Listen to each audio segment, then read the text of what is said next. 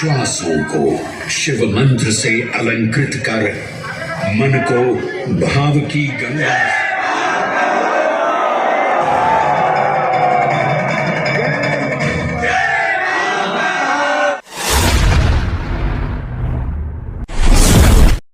है उस महादेव के महाकाल स्वरूप की, जो सृष्टि के आरंभ भी हैं और काल के आगमन भी हैं। वे ही काल के सृजन करता और नियंत्रण करता भी हैं।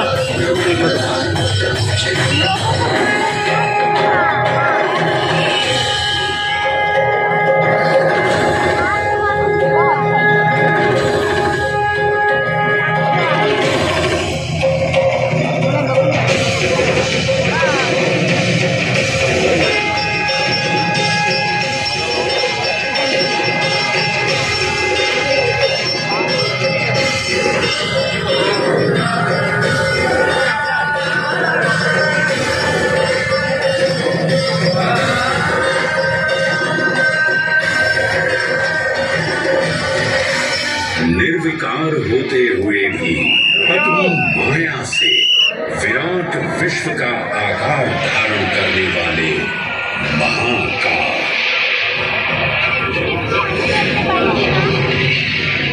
मेरुगिरी को धनुष और भगवान विष्णु को बाण बना दैत्यों के 3 पुरों का नाश करने वाले महाकाल, वो महाकाल जो तीनों लोकों में विद्यमान सभी शिवलिंगों में प्रधान है।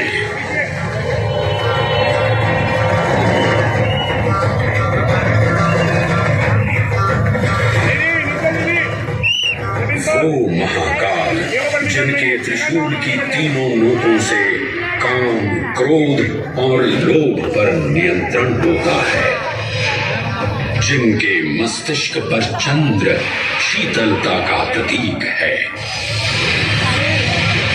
और जिनकी सवारी नंदी के 4 चरण सत्य, दया, दान और तप का चिन्ह है।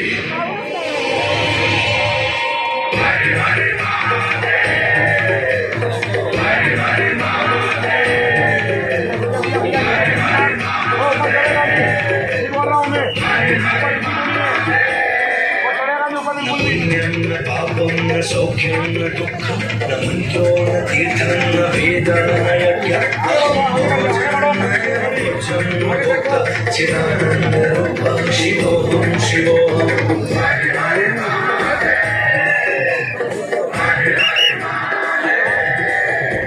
अहं निर्विकल्पो निराकाररूपो विभुत्वा च सर्वत्र सर्वेन्द्रियाणां न चासङ्गतं नैर्मुक्तेर्न चिदानन्दरूपः शिवोऽहं शिवोऽहं चिदानन्दरूपः शिवोऽहं शिवोऽहं चिदानन्दरूपः शिवोऽहं शिवोऽहं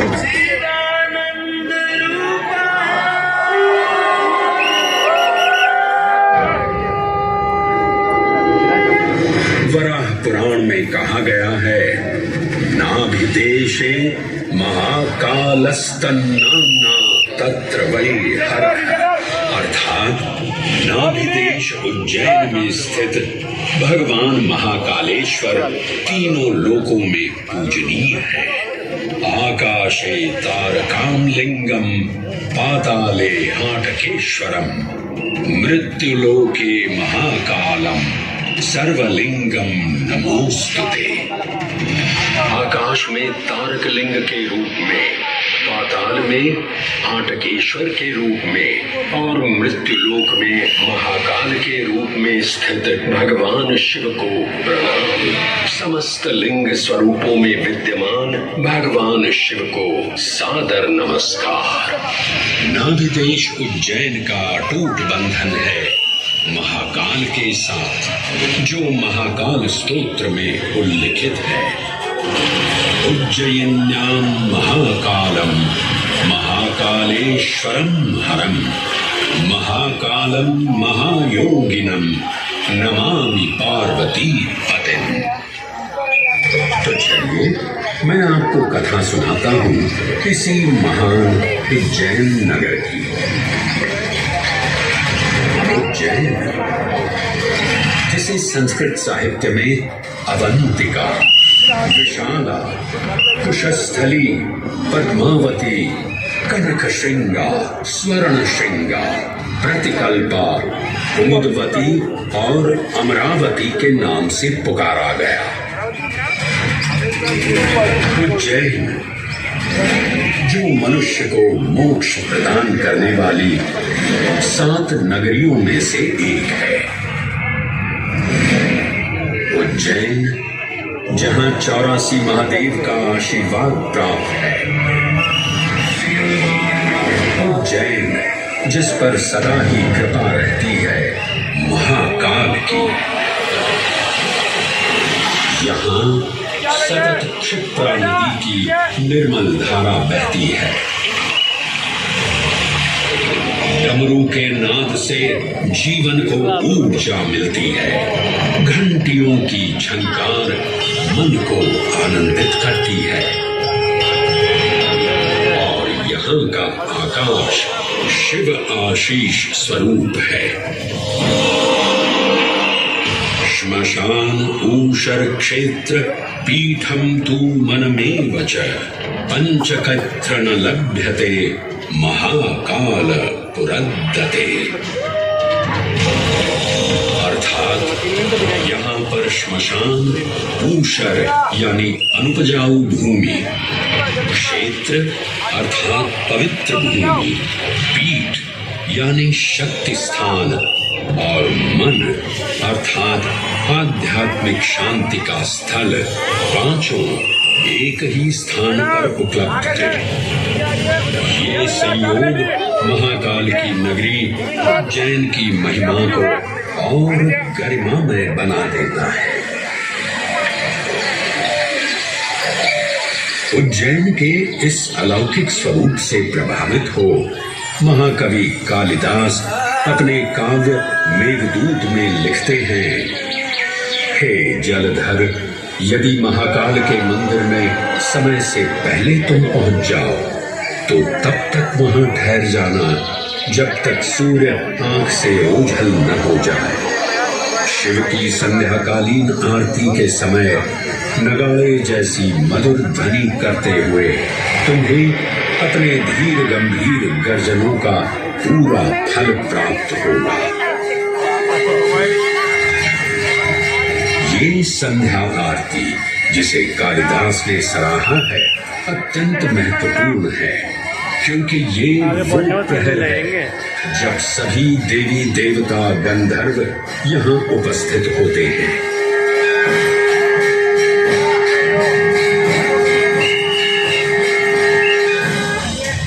उज्जैन की महिमा अद्वितीय है।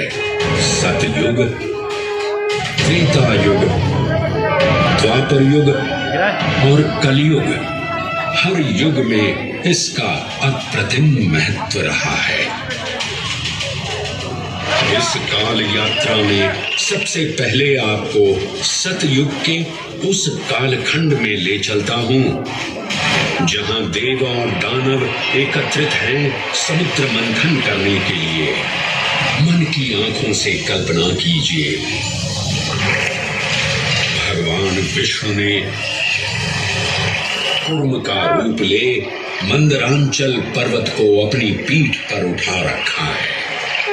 सागर से विकराल लहरें उठ रही हैं, मेघ भयानक गर्जना कर रहे हैं।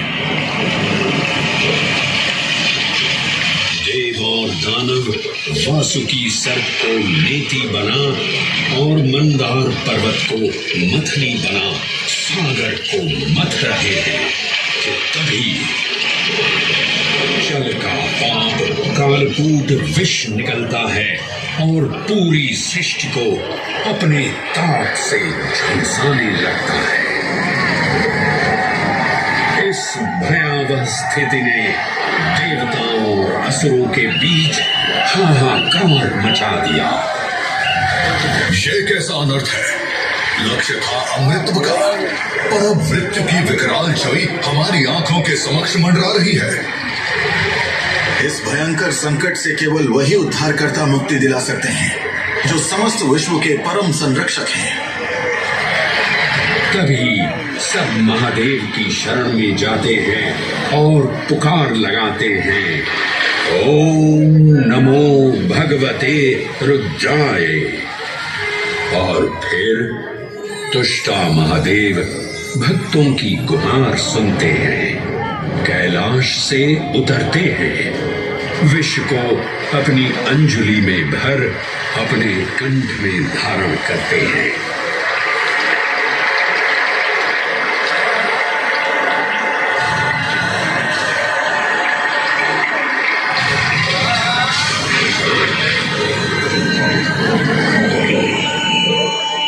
अंततो गत्वा सागर मंथन से अमृत कलश प्रकट होता है।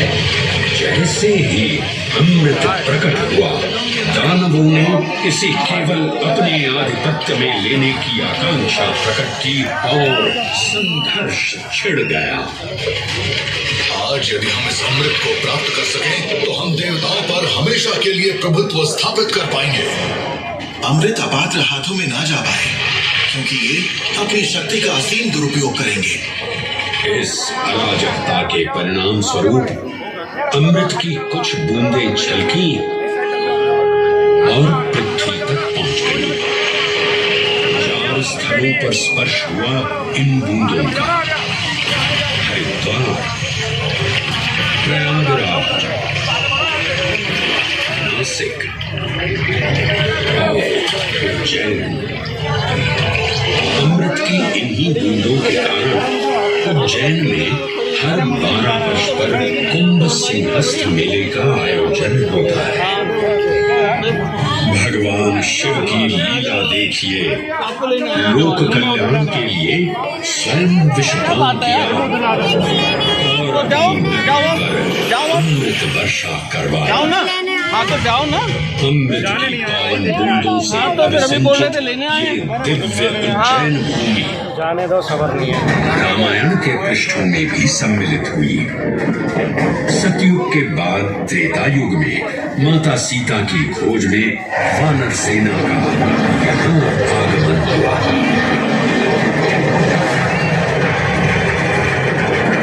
समय की इस यात्रा के माध्यम से अब प्रवेश करते हैं वाल्मीकि रामायण के किष्किंधा कांड में।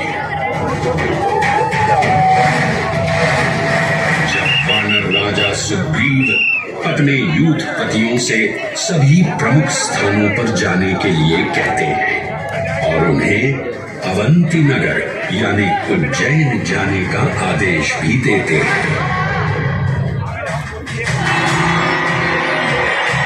मेखला उत्कल के क्षेत्र, दशर्न के नगर, आम्रवंती, अवंती और विदर्भ के राज्य, साथ ही माहिष्का के आकर्षक राज्य में भी पूरी तरह से खोजना होगा।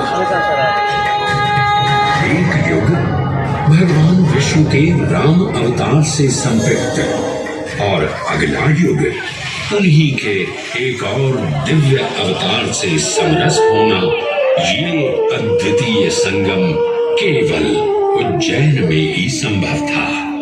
परंतु एक क्षण ठहरिए और ध्यान से सुनिए। ये हैं महाकाल के 1008 दिव्य नाम। मैंने काल चक्र को परिवर्तित कर दिया है। और अब द्वापर युग का शुभारंभ हो चुका है। विस्मय पूर्ण हो जाएंगे ये जानकर कि महाकाल के इन नामों को स्वयं भगवान श्री कृष्ण ने रचकर पिरोया था। महाकाल सहस्रनामावली की ये अद्भुत रचना उस समय की है जब योगेश्वर कृष्ण उनके मित्र सुदामा और शेषावतार बलराम ने अवंती नगरी में स्थित सांदीपनी ऋषि के आश्रम में वेदांत दर्शन और शस्त्र विद्या की शिक्षा ग्रहण की थी। कहते हैं कि भगवान श्री कृष्ण को अवंती ने ऐसा मंत्र मुग्ध कर दिया कि यहाँ 64 दिनों तक रुककर उन्होंने 64 विद्याएं और 14 कलाओं का ज्ञान लिया। उज्जैन का संबंध महाभारत से भी जुड़ा हुआ है। इस महान महाकाव्य के वन पर्व में उल्लेख किया गया है कि महाकालेश्वर मंदिर में स्थित कोटि तीर्थ जल का स्पर्श मात्र करने से अश्वमेध यज्ञ के समान फल प्राप्त होता था। और फिर परिवर्तन की इस अनवरत धारा ने एक नई कहानी लिखी। उज्जैन में उदय हुआ मौर्य वंश का। सम्राट बिंदुसार ने अपने पुत्र अशोक को उज्जैन का राज्यपाल बनाया और समय के साथ अशोक के शासनकाल में धर्म का विस्तार हुआ। मौर्य वंश के पश्चात विभिन्न राजवंशों, सम्राटों और नरेशों ने उज्जैन की सेवा की। उनमें से प्रमुख मालवागण और फिर गुप्त वंश ने यहाँ राज कर इसके वैभव में वृद्धि की। उज्जैन ने अपने भव्य तेज से जहाँ महात्माओं और शासकों को आकर्षित किया, वहीं इस नगर पर आतताइयों की दृष्टि भी पड़ी।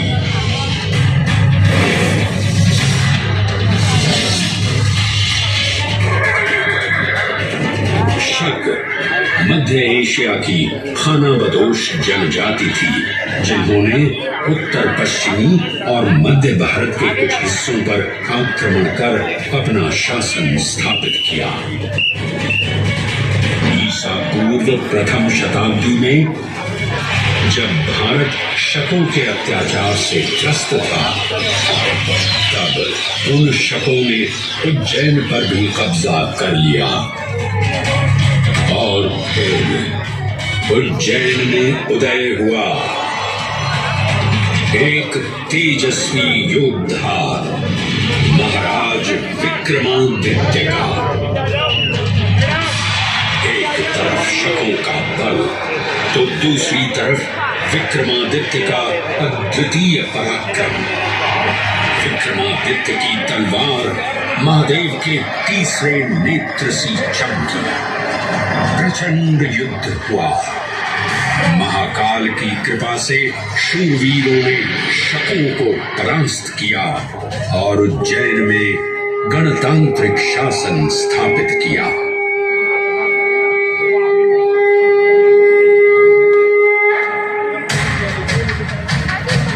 इन्हीं महाबली विक्रमादित्य की राज्यसभा महाकाल मंदिर में ही प्रतिष्ठापित थी। आज भी इस मंदिर की घंटियों में विक्रमादित्य की वीरता और शौर्य की प्रतिध्वनि गुंजायमान होती है। राजा विक्रमादित्य और शकों के मध्य हुए युद्ध ने उज्जैन को कालचक्र से अभिन्न रूप से जोड़ दिया, क्योंकि जिस दिन उनको विजय प्राप्त हुई, उस गौरवशाली उपलब्धि के सम्मान में एक नवीन पंचांग का शुभारंभ किया गया, विक्रम संवत पंचांग। आज भी कई हिंदू पर्व और धार्मिक अनुष्ठान विक्रम संवत पर आधारित है।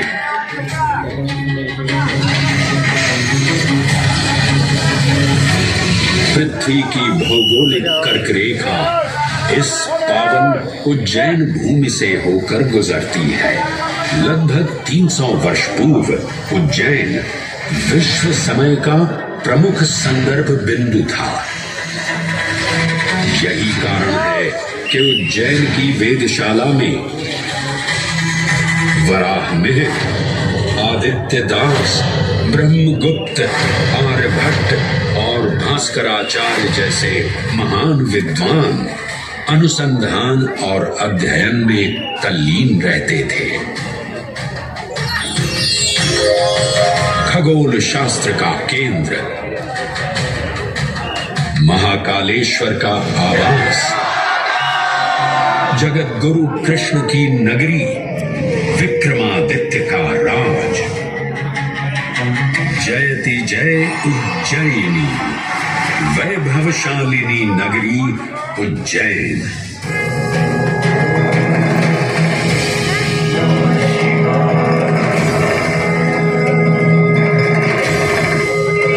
श्वासों को शिव मंत्र से अलंकृत कर, मन को भाव की गंगा से निर्मल कर, जो भी उज्जैन में महादेव की शरण लेता है उसका कल्याण होना निश्चित है।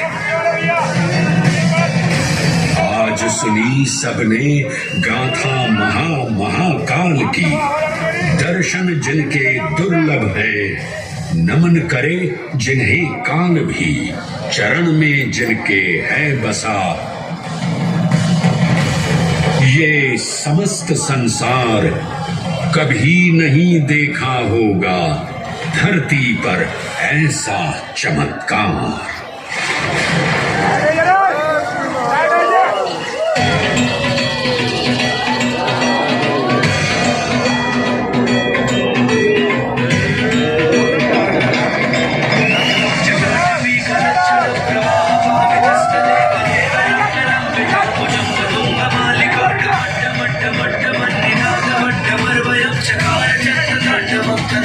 शिव शिव शिव